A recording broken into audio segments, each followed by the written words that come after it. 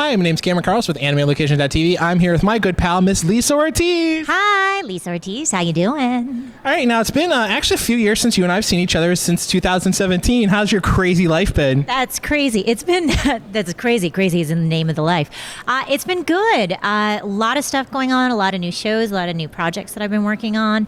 And I got to say, somehow I made it to Ohayocon. I didn't think I was going to get here, guys, but I got here. So In one piece. Yes, in one piece. I did. Mm-hmm. Between New York, LA, back to Ohio. Yeah, I've sort of been. I've been in the trifecta. I think I've been in all of those: New York, LA, and Texas, in the past 3 months. Oh, I have family in Texas too. So yeah. But mostly New York and LA.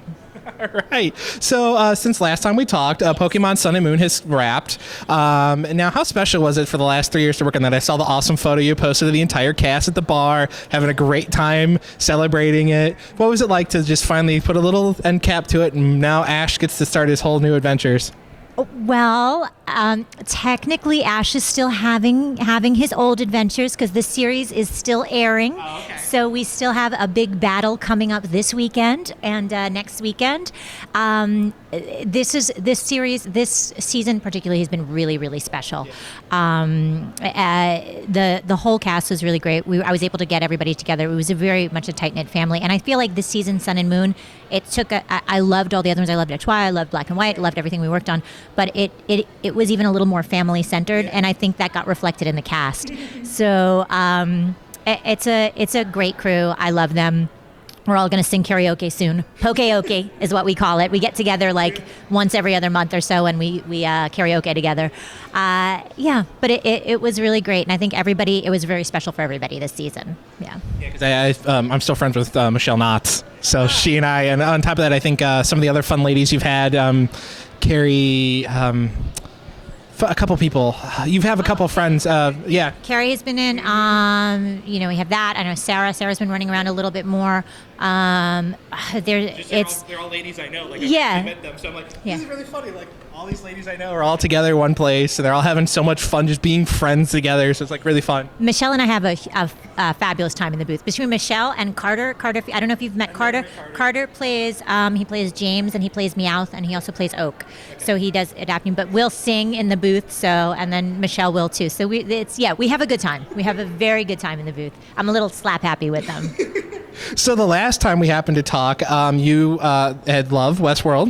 Yes. And you were wearing your earrings at the last time. I think you were wearing your maze earrings, and it was also snowing last time. Now we have rain this year. Are you hoping for a season 2 and or 3? I will say I would love a season 2 or 3 of Westworld. We're seeing what's going on. There's a lot of stuff. There's a lot of interesting stuff going on. Some Hollywood stuff going on. So it was a little different coming back, but I'm still on board with it.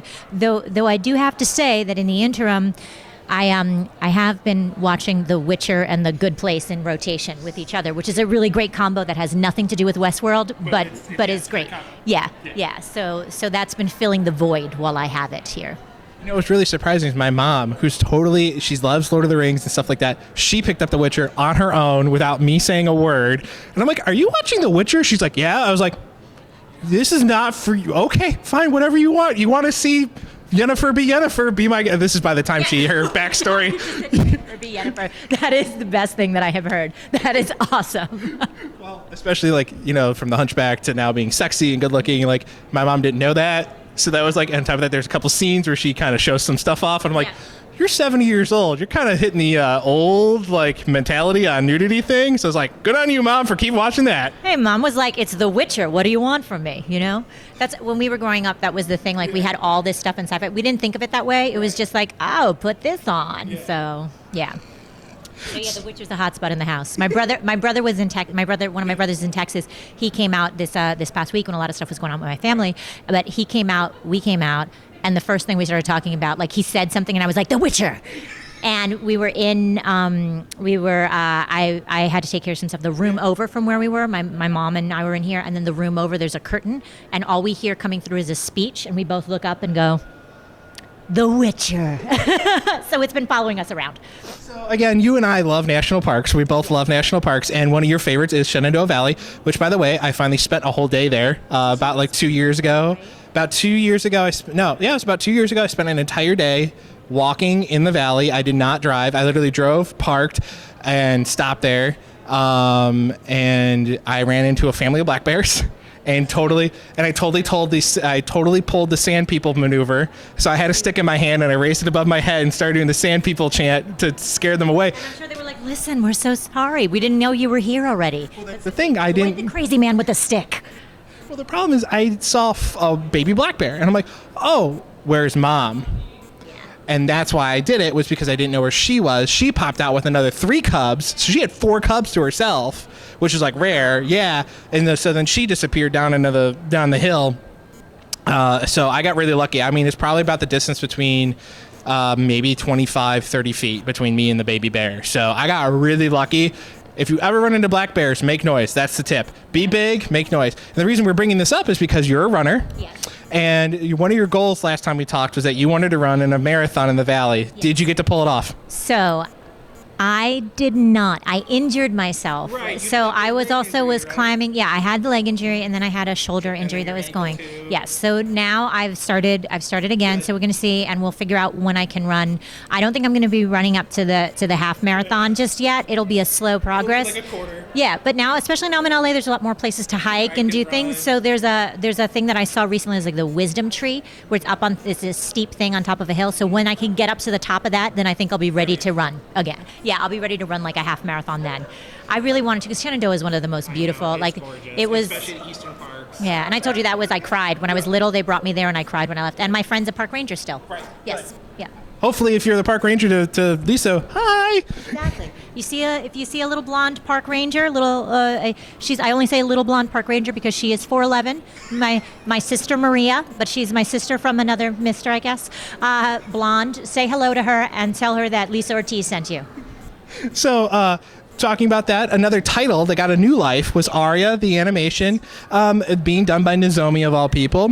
What was it like to do that, knowing that also was a Kickstarter that got it back up and running? How was it like being brought on board for that? Because I know there's a lot of wonderful people that were brought on, like, Jessica got brought on, and I think a couple other big name people were brought on for that project. Taylor works on it. Yeah, it's Erica Schroeder does some parts on it. Yeah, there's I believe Ted Lewis has some stuff. It was a really good it was a really great cast. Working with Doja Georgie over at Headline was really, really great. It was kind of fun being on it from the beginning, going through. And it's just beautiful. The animation is gorgeous. The story is gorgeous. And they reanimated it so it's more up to date, more up to everything. Yeah. And I think that really makes it a good thing. So I'm glad that fans want to support it.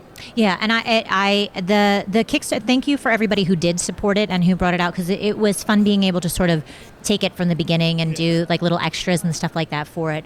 It's just a beautiful, beautiful show. Yeah, I've been doing a couple of things lately that are bringing new life to old things. Some of them I can talk about, some of them I can't. Well, that kind of goes into that now. Now you've been part of the anime industry for over 2 decades, bringing joy to many, many people. How much fun is it to see that people were my age when they started watching you? Because I was 18, 19. I'm 32 now, so I potentially could have children if I wanted. Have to find the right lady. Yeah. But how's it weird that that you are now getting children, bringing you their children to talk to you, be like, hey, this is my Pikachu, can you sign it? Or, hey, this is, whatever. What's that like for you? It's weird, but I mean, I've gotten used to it. I remember one of the first things, I went to a Texas convention, and I had gone, it was one of the first shows that I had ever been to. And one of the guys who was there helped me out, and then he came back. I think it was 10 years later. And he had a baby when I was first there. And then he brought the baby grown up when I came back, 10 years old. And they were like, oh, we love you in Slayers, so we'll sign this. And I was like, this is really trippy and weird because I feel exactly the same. And I don't understand this. Clearly, there's mutant time traps in this state. I don't understand. But it's really cool. It's the thing that's been the most fun, and I've gotten used to it, is seeing people like you who will come up to me and say, I grew up watching you. And I'm like, really? I was like, because and it was weird because it's also people I hang out with, and then on a day-to-day basis we'll go out, have a movie, and then they come back like, oh yeah, I grew up. I was like, okay, that's a little bit weird.